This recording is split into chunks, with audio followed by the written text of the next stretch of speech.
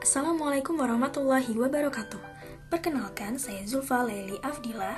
Saya adalah salah satu mahasiswa dari Fakultas Kedokteran Universitas Islam Malang. Di sini saya akan menjelaskan mengenai Focus Assessment with Sonography for Trauma atau FAST-SCAN. Video pembelajaran ini juga dibimbing oleh Dr. Rima Zakia, spesialis radiologi. Focus Assessment with Sonography for Trauma atau FAST-SCAN adalah pemeriksaan point of care ultrasound atau yang disebut juga dengan POCUS yang dilakukan pada saat presentasi pasien trauma. POCUS bukanlah pengganti pemeriksaan ultrasonografi formal, tetapi POCUS merupakan pemeriksaan terbatas yang diarahkan untuk menjawab pertanyaan biner sederhana, ya atau tidak dalam pengambilan keputusan segera menggunakan ultrasound.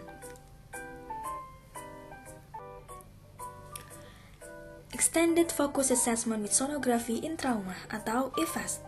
Bagi banyak orang, ultrasound trauma identik dengan ultrasound emergency.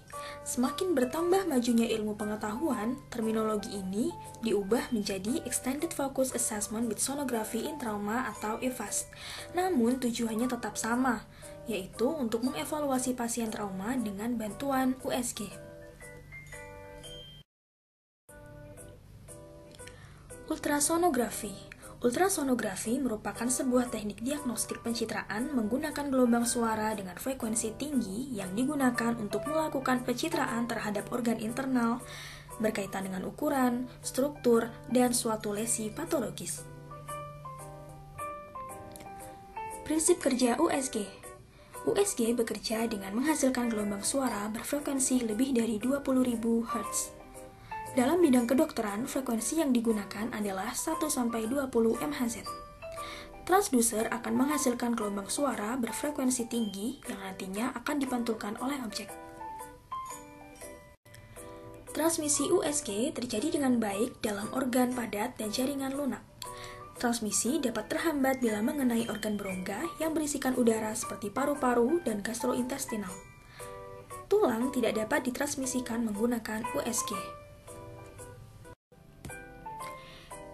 Ini merupakan kelebihan dan kekurangan dari FAST. Kelebihan dari FAST yaitu portable, cepat, non-invasif, repeatable atau dapat diulang, harga terjangkau, jelas mendeteksi cairan bebas intraperitoneal. Sedangkan kekurangan dari FAST yaitu akuransinya tergantung kemampuan dari operator. Kurang peka untuk mengidentifikasi gradasi cedera organ solid, cedera usus, maupun cedera retroperitoneal. FAST juga sulit menentukan dengan tepat penyebab dari hemoperitoneum. Tujuan pemeriksaan ultrasonografi. Pada trauma abdomen digunakan untuk menilai cairan abnormal atau cairan bebas dan menetapkan indikasi pembedahan. Hal ini menggunakan metode yang kita kenal dengan FAST atau Focus Assessment Sonography for Trauma. Indikasi penggunaan FAST yaitu pada trauma tumpul abdomen dengan hemodinamik stabil maupun tidak stabil.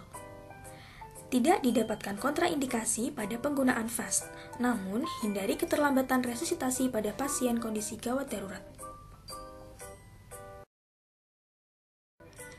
Ini merupakan algoritma penggunaan FAST. Pada abdominal trauma dibagi menjadi pasien stabil dan pasien tidak stabil. Pada pasien dengan kondisi stabil, setelah dilakukan pemeriksaan FAST dapat di-stop atau diulangi untuk dilakukan observasi lebih lanjut. Sedangkan pada pasien dengan kondisi tidak stabil, artinya pasien ini adalah pasien gawat darurat. Maka setelah dilakukan pemeriksaan FAST, harus segera dilakukan tindakan operasi.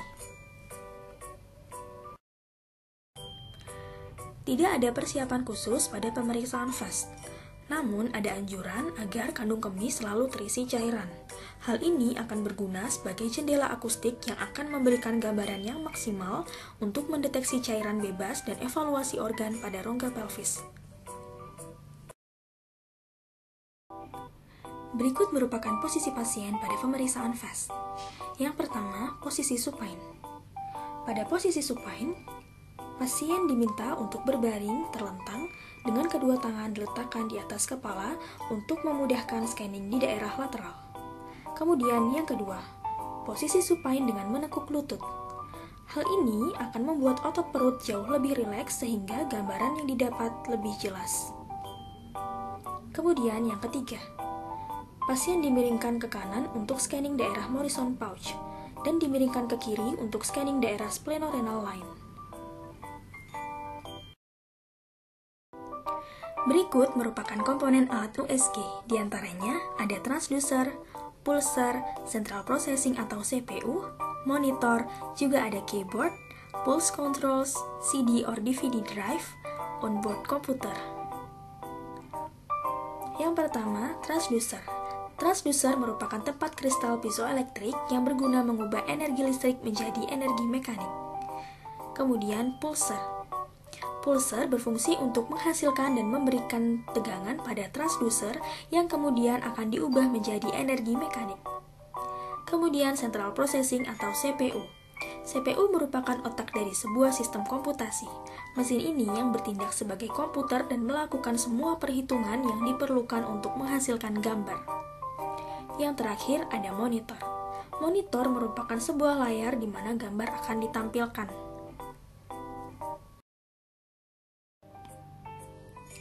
Berdasarkan ekogenisitasnya, jaringan dikarakteristikan menjadi isoekoik, hiperekoik, hipoekoik, dan anekoik. Pada isoekoik, temuan yang didapat akan berwarna serupa dengan struktur yang ada di sekitarnya. Pada hiperekoik, temuan yang didapat akan berwarna jauh lebih terang dibanding dengan struktur yang ada di sekitarnya. Biasanya akan berwarna putih pada layar. Kemudian hipoekoik. Pada hipoekoik, temuan yang kita dapatkan akan berwarna lebih gelap dibanding dengan struktur yang ada di sekitarnya. Biasanya akan berwarna abu-abu pada layar. Sedangkan terakhir, anekoik. Kali ini, pada layar akan didapatkan berwarna hitam.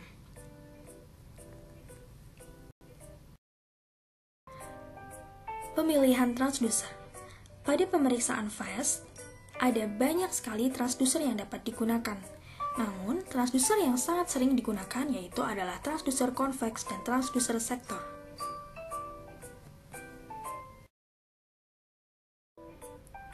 Baik, selanjutnya mengenai teknik scanning USG abdomen dengan metode FAST. Di sini kita akan belajar untuk menentukan posisi probe yang akan digunakan untuk pemeriksa dengan menggunakan USG FAST.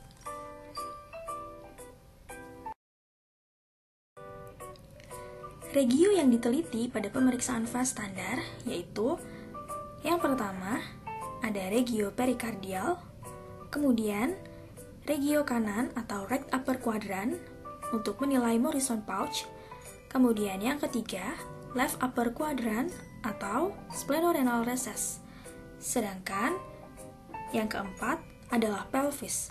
Untuk yang terakhir yaitu anterior thoracic untuk menilai adanya pneumotoraks. Ini adalah posisi yang sangat membantu pada pemeriksaan FAST.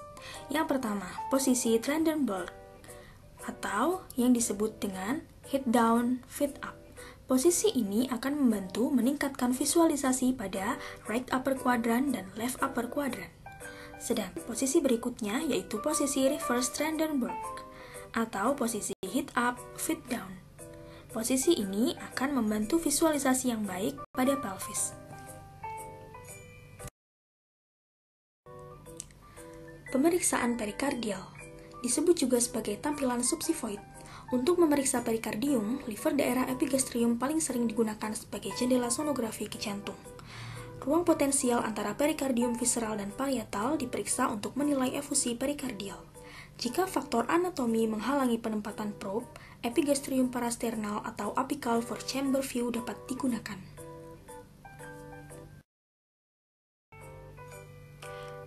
Pericardial view. Di sini bisa kita lihat gambaran normal dan abnormal pada pericardial view.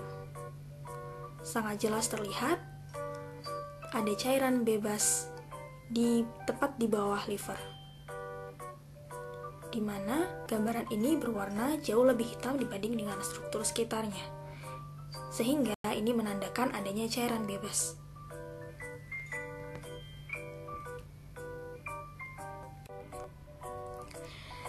Berikut merupakan pemeriksaan pada Morrison pouch atau left upper quadrant. Transducer dapat diletakkan di anterior axillary line pada intercostae iga 7-9. Marker atau light indicator pada transducer harus mengarah ke kepala pasien. Untuk mendapatkan gambaran celah tersebut secara keseluruhan, gerakan transducer ke arah kranial dan kembali ke arah caudal di sepanjang area tersebut.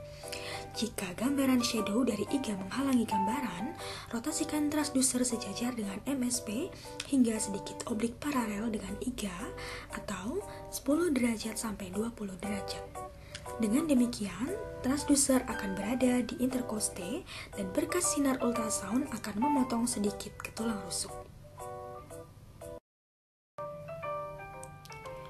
Pemeriksaan USG pada Morrison pouch. Ini adalah gambaran normal dan ini adalah gambaran abnormal. Jadi, pada pemeriksaan Morrison pouch, di sini kita akan mengidentifikasi hemoperitoneum di antara liver dan juga kidney. Selain itu, kita juga memvisualisasikan daerah inferior pole of kidney untuk mencari kecurigaan adanya hemoperitoneum. Juga pada subphrenic space, kita juga mengidentifikasi adanya hemoperitoneum di antara diafragma dan juga liver. Kemudian pada pleural space, juga mengidentifikasi adanya pneumothorax dan hemothorax. Pada gambaran normal dan abnormal ini sangat jelas sekali terlihat. Bisa kita bandingkan. Untuk gambaran abnormal terdapat garis berwarna hitam, di mana ini merupakan cairan bebas. Sedangkan pada gambaran normal, seharusnya tidak boleh ada cairan bebas di situ.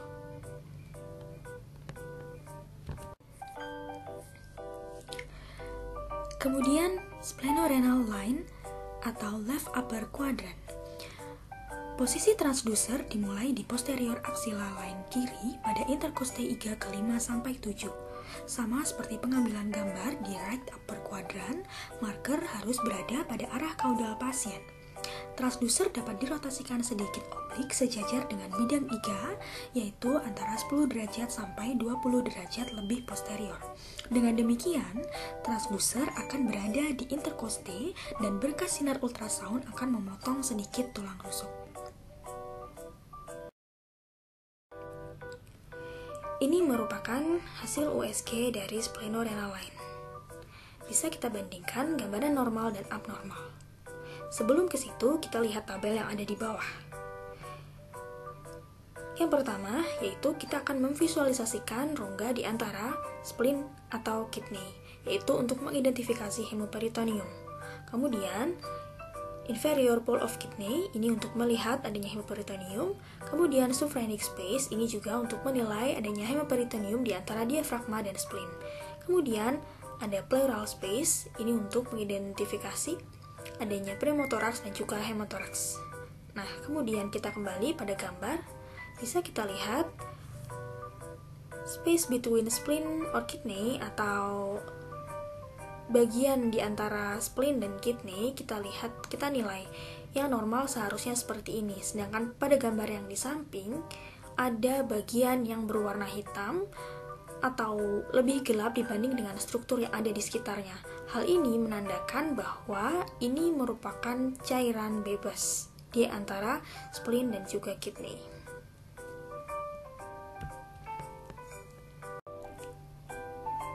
Berikut merupakan pemeriksaan pelvis view atau suprapubic view. Transducer diletakkan transversal pada superior symphysis pubis dengan indikator berada di arah kanan pasien. Transducer dapat disudutkan ke arah kranial maupun caudal untuk menelusuri daerah perivasikular. Selain itu, penting untuk memvisualisasikan kandung kemih pada potongan sagittal. Untuk mendapatkannya, putar transducer sehingga indikator berada searah dengan kepala pasien. Lalu, sudutkan superior dan inferior untuk menelusuri daerah retrovasikular. Berikut merupakan pemeriksaan USG pada rongga pelvis. Seperti yang kita ketahui sebelumnya, bahwa apabila didapatkan warna yang gelap atau warna hitam, sedangkan di struktur sekitarnya terdapat warna yang jauh lebih terang, ini merupakan cairan bebas. Nah, di sini pada tanda panah putih bisa kita lihat ada gambaran yang tidak seharusnya, di mana seharusnya Pada panah putih ini seharusnya berwarna serupa dengan yang ada di sekitarnya, namun di sini warnanya jauh lebih gelap. Hal ini menunjukkan adanya cairan bebas pada rongga peritoneum. Ini merupakan lung examination for pneumothorax. Ultrasonografi paru ditemukan lebih sensitif dibanding X-ray dalam mengidentifikasi pneumothorax pada pasien trauma dengan posisi supine. Probe ditempatkan di garis midclavikular berorientasi pada posisi vertikal dengan titik penanda ke kepala pasien. Nomor 5, pada tanda panah merah ini merupakan tempat diletakkannya probe. Berikut merupakan lung examination for pneumothorax. Lung sliding menunjukkan bahwa pleural parietal dari dinding dada dan pleura visceral dari paru-paru berdekatan dan bergerak bersama saat paru-paru mengembang dan berkontraksi ventilasi. Ini terlihat pada gambaran sebagai berikut. Terlihat ada garis putih yang berkilauan dan bergerak. R ini merupakan rib atau tulang iga. Kemudian yang bertanda bintang ini merupakan pleural line. Sedangkan ini merupakan comet tail artifact.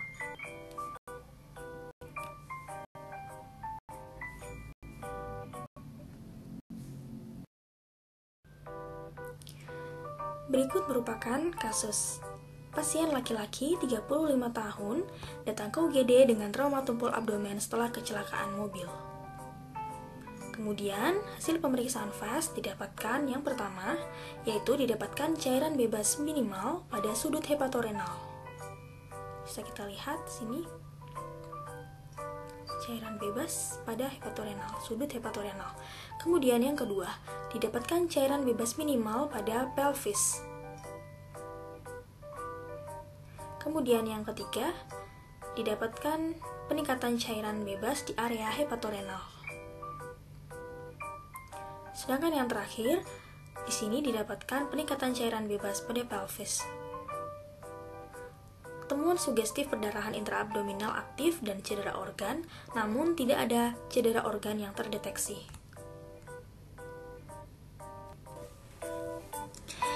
Ini adalah referensi yang saya ambil.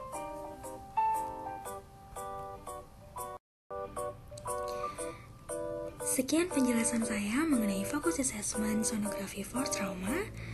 Semoga bermanfaat, dan apabila ada kesalahan, saya mohon maaf yang sebesar-besarnya. Wassalamualaikum warahmatullahi wabarakatuh.